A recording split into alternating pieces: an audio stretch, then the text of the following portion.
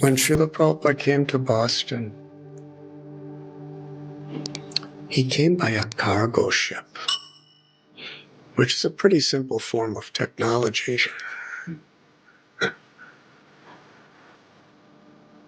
I'm not exactly sure how they worked in 1965, but probably they would just have a big section that they just filled with coal. And they'd shovel the coal into a fire, and the fire made some sort of like a little engine work and move the ship forward.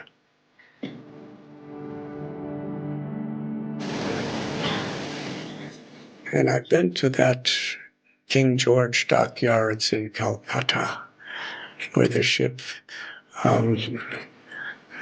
departed from India. And I was there some years ago. It was really simple. There wasn't much technology. They would just pick up crates with their arms, or sometimes with some ropes and pulleys, and somehow or other get those crates on the ship.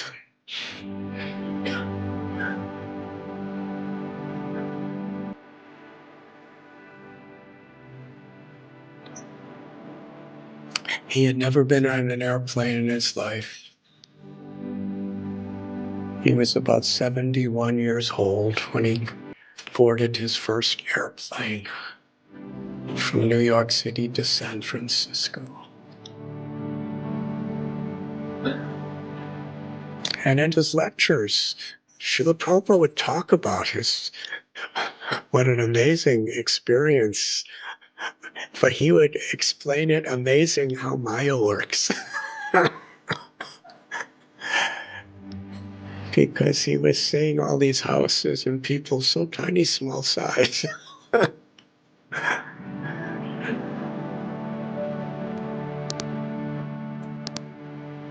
And he explained how sannyasis, swamis, sadhus, they usually do not utilize these types of technologies, but for a higher purpose. He took airplanes and circled the globe 12 times in the next 11 years. Rupa Goswami was writing his books in Vrindavan by carving letters on palm leaves. Srila Prabhupada was in the same place at the Radhanath temple, and he was typing with a manual typewriter. And later on, after he came to America, somebody gave him an electric typewriter. This was considered really high-tech, an electric typewriter.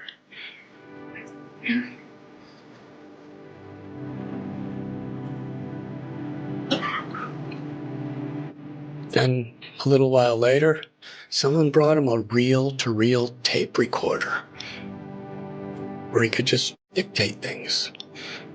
And then after some time, they brought him a dictaphone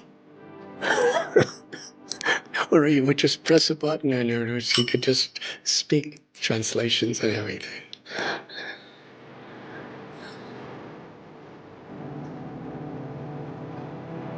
And Srila Prabhupada marveled at how, if we have the right motivation and the right purpose, if we have a pure spirit of service, then that purity can be expressed in glorious ways through very, very, very complex technologies. But when we become very complicated, then we use technology to further complicate our own lives, the people that experience us and the world.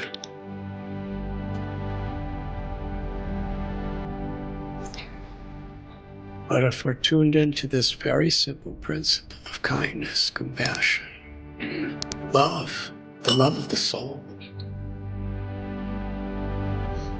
then we could spread, express, and amplify these simple divine principles through this complex technology.